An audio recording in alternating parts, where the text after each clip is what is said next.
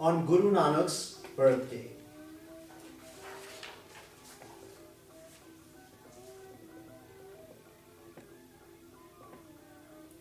I feel greatly privileged to be able to be present in spirit for the celebration of Guru Nanak's birthday.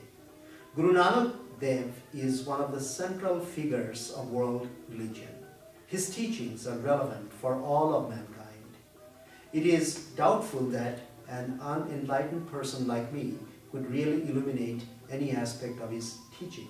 I will instead focus on my limited view of the relevance of his life and thought for the world around us, for all human beings at present. A warning flashes through my mind at the outset. Guru Nanak was an enlightened being, a sadhaka who had achieved the highest goal of his sadhana. I, on the contrary, have achieved nothing of the sort. Words can never express adequately the living experience of faith born of a deep conviction and direct experience of the divine.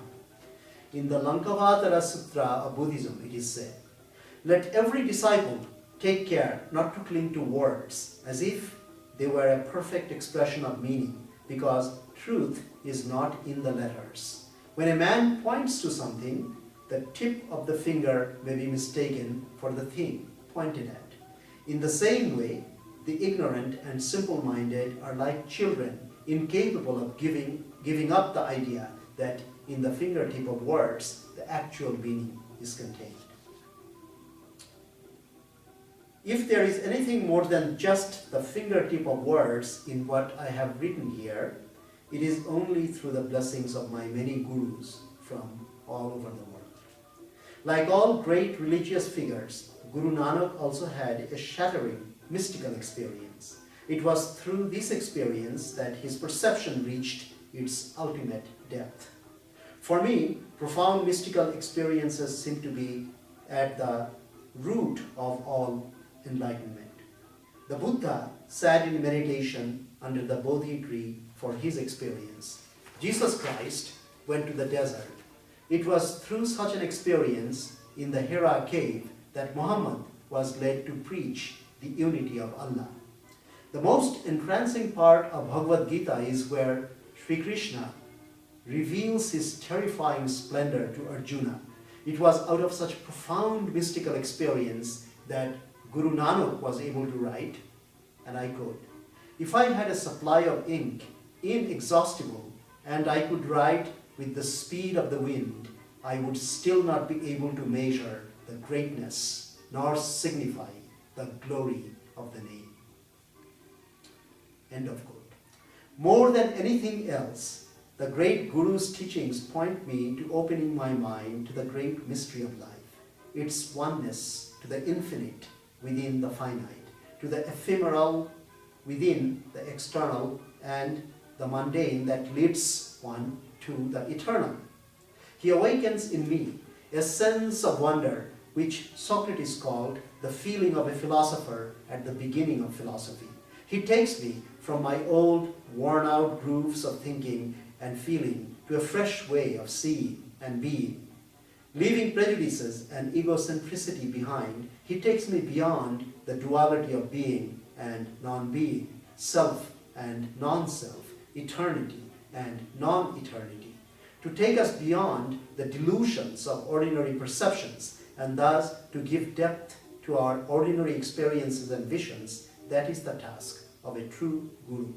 Guru Nanak's teachings fill me with this sense of wonder and depth of the vision of a genuine mystic. Words are indeed inadequate to express the visions of the formless one. Guru Nanak expresses his joy, like many other mystics, in being a vessel of truth. And here I quote, "A humble bard was I without occupation. Praise be to him that he called me to work." But this Guru's work was not simply preaching about the other world and asceticism. He tells us in Adi Granth, union with God does not consist of standing outside the huts as ascetics or tombs going into trances, roaming about or bathing at pilgrimage places. The way of union is found by dwelling in God while remaining detached in the midst of worldly attachments. He busied himself with the problems of social equality and justice as well. His vision extended far beyond the horizon of medieval India in these respects. He spoke out uncompromisingly against the exploitative institutionalized religions, their priests, pandits, gurus, imams, and mullahs.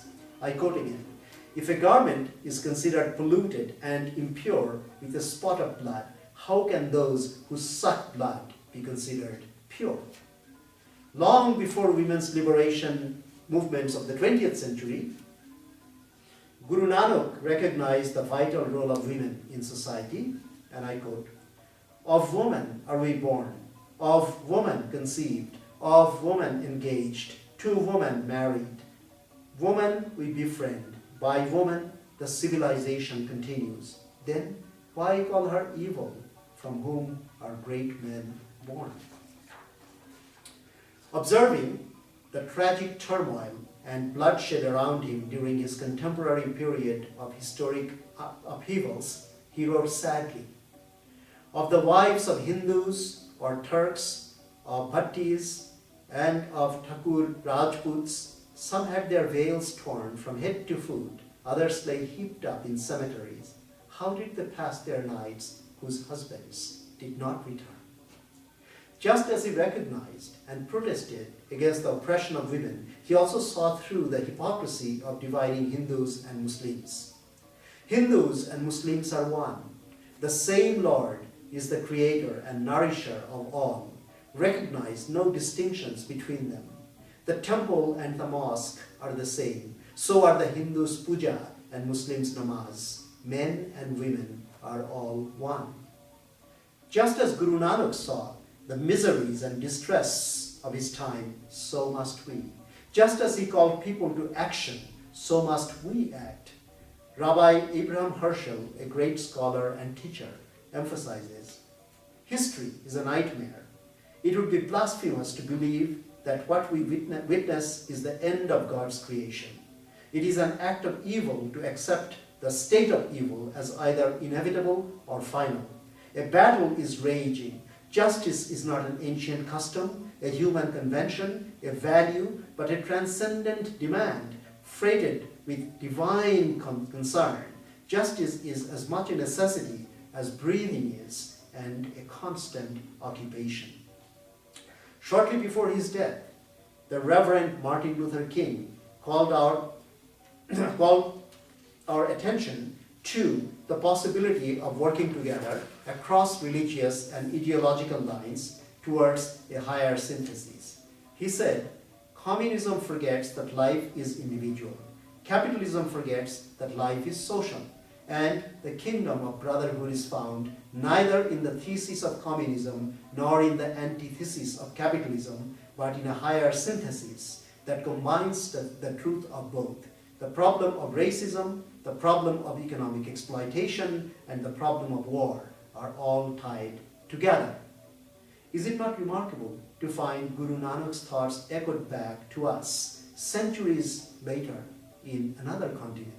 If we really wish to follow Guru Nanak in our time, then we really have to face up to the problems of racism, sexism, exploitation, violence, and war, and struggle for justice, peace, and harmony in our time. Guru Nanak is indeed the true guru of our troubled age. Thank you.